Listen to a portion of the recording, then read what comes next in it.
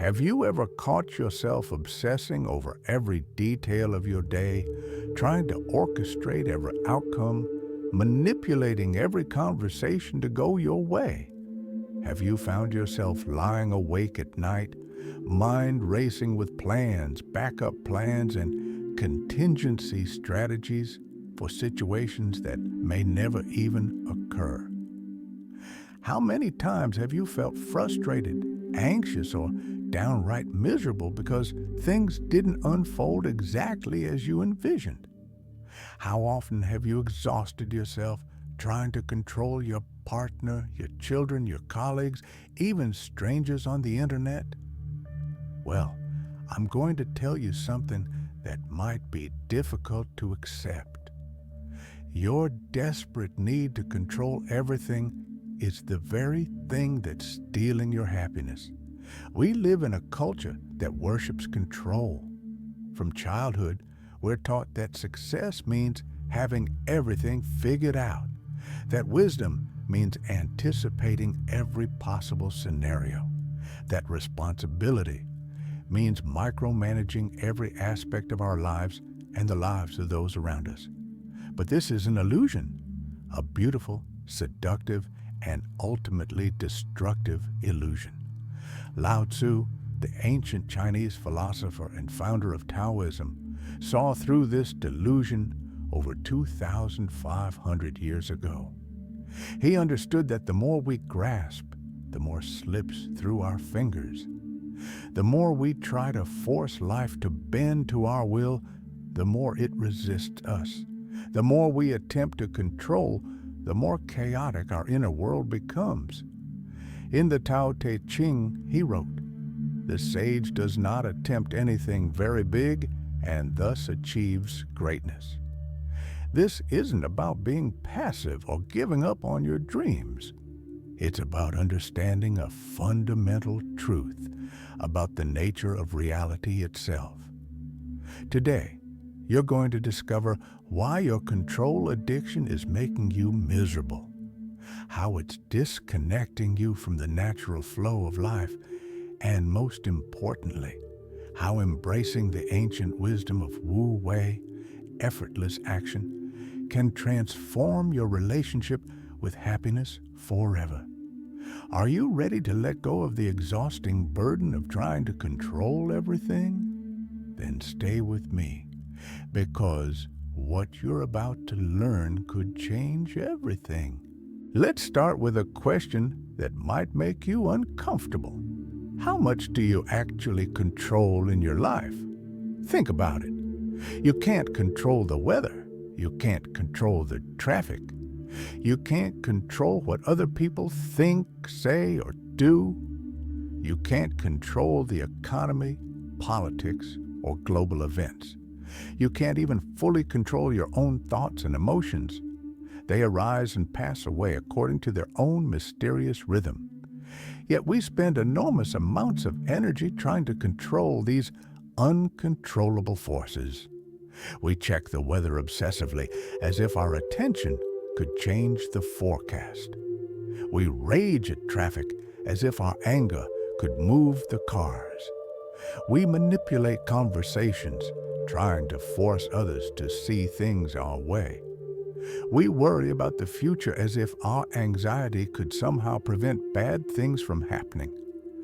Lao Tzu observed this human tendency with compassionate clarity. He saw that we suffer not because life is inherently painful, but because we're constantly fighting against the natural flow of existence. We're like swimmers fighting against a river current, exhausting ourselves in a futile battle against forces far greater than ourselves.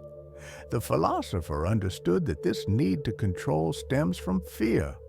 Fear of uncertainty, fear of loss, fear of not being enough, fear of chaos.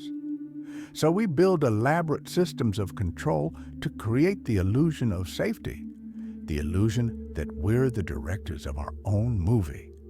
But here's what happens when you base your happiness on controlling outcomes.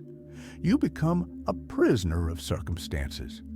Your mood depends on whether things go according to your plan. Your peace of mind hinges on other people behaving the way you want them to. Your joy becomes conditional on 1,000 variables that are completely outside your influence. This is what psychologists today call external locus of control, the belief that your well-being depends on external circumstances rather than your internal state. It's a recipe for chronic anxiety, frustration, and disappointment. Think about your own life. How much energy do you spend trying to control your partner's mood, your children's choices, your boss's decisions, your parents' approval, the responses to your social media posts, the outcome of situations that haven't even happened yet? Every moment spent trying to control the uncontrollable is a moment stolen from actually living. Every ounce of energy invested in fighting reality is energy unavailable for creating, loving, enjoying, and being present. Lao Tzu called this exhausting struggle swimming upstream. But there's another way, the way of Wu Wei, flowing with life rather than against it. And that's what we're going to explore next. Now that you understand how the illusion of control traps you in suffering, let's explore Lao Tzu's revolutionary alternative, Wu Wei, often translated as non-action or effortless action. But don't misunderstand, Wu Wei is not about being passive or lazy. It's not about giving up on your goals or becoming indifferent to outcomes. Wu Wei is about aligning yourself with the natural rhythm of life, working with reality rather than against it. Imagine a skilled martial artist. They don't fight against their opponent's force. They redirect it. They don't resist the attack. They flow with it and transform it into their advantage. This is Wu Wei in action. It's using the existing energy rather than creating unnecessary friction. Or think about a master gardener.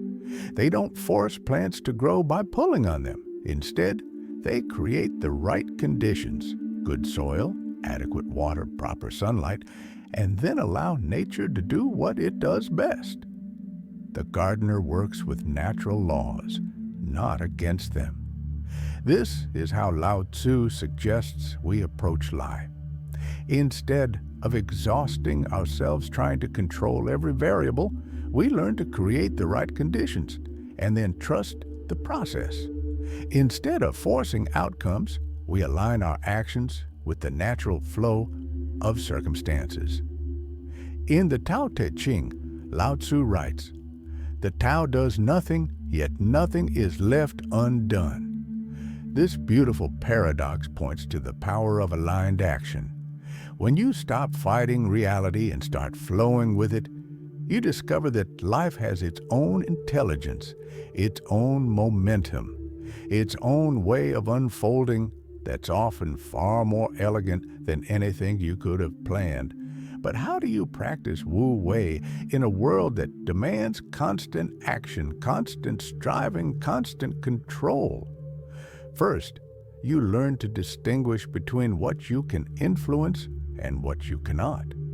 You can influence your effort, your attitude, your choices, your responses. You cannot control outcomes, other people's reactions, or the timing of results. Second, you practice what Taoists call responsive action rather than reactive action. Reactive action comes from fear, anxiety, and the need to control. Responsive action comes from awareness, presence, and trust in the natural unfolding of events. Third, you cultivate what Lao Tzu called the uncarved block, a state of natural simplicity where you're not constantly trying to improve, fix, or change everything around you. You learn to see the perfection in imperfection, the order within apparent chaos. This doesn't mean you become passive or stop caring about outcomes. It means you hold your goals lightly, work toward them consistently, but don't attach your happiness to achieving them exactly as you envision. Now you might be thinking, this all sounds wonderful in theory, but how do I actually let go? How do I stop trying to control everything when my entire life seems to depend on staying on top of every detail? Lao Tzu offers us a practical framework through the concept of non-attachment. Non-attachment doesn't mean not caring. It means caring without clinging. It means being fully engaged in life while holding outcomes lightly. Let's start with the most challenging area for most people, relationships. How many times have you tried to change someone you love? How often have you found yourself frustrated because your partner, children, or friends aren't behaving the way you think they should? Non-attachment in relationships means loving people as they are, not as you want them to be. It means offering your care, your support, your presence, and then allowing them to make their own choices even when those choices concern you. It means recognizing that trying to control another person is not only impossible, but actually harmful to both of you. This doesn't mean you don't have boundaries or that you accept abusive behavior. It means you focus on your response rather than trying to control their actions. You can choose to stay or leave, to engage or disengage, to support or step back. But you can't make them change. In work and career, non-attachment means doing your best and releasing attachment to specific outcomes. It means focusing on the process rather than obsessing over results. Research shows that people who are process-focused rather than outcome-focused are not only happier, but often more successful because they're not paralyzed by performance anxiety. With your goals and dreams, non-attachment means holding them as preferences rather than demands. You work toward what you want while remaining open to unexpected opportunities and alternative paths. You understand that sometimes what you think you want isn't what you actually need, and life might have something better in store. Here's a practical exercise Lao Tzu would appreciate. Start each day by identifying one thing you've been trying to control that's actually outside your influence. Maybe it's your teenager's attitude, your colleague's work style, or how quickly you recover from an illness. For that day, practice conscious non-attachment. Notice when you catch yourself trying to control that situation, take a deep breath and redirect your energy towards something you can actually influence. Another powerful practice is what Taoists call trusting the process. This means developing faith that life has its own intelligence, its own timing, its own way of working out. It means believing that setbacks might be setups, that delays might be protection, that what seems like failure might be redirection toward something better. This isn't about becoming passive or fatalistic. It's about distinguishing between surrender and giving up. Giving up is abandoning your dreams out of fear or frustration. Surrender is releasing your attachment to exactly how and when those dreams manifest. As we reach the end of our journey today, I want you to imagine what your life would look like if you truly embraced Lao Tzu's wisdom.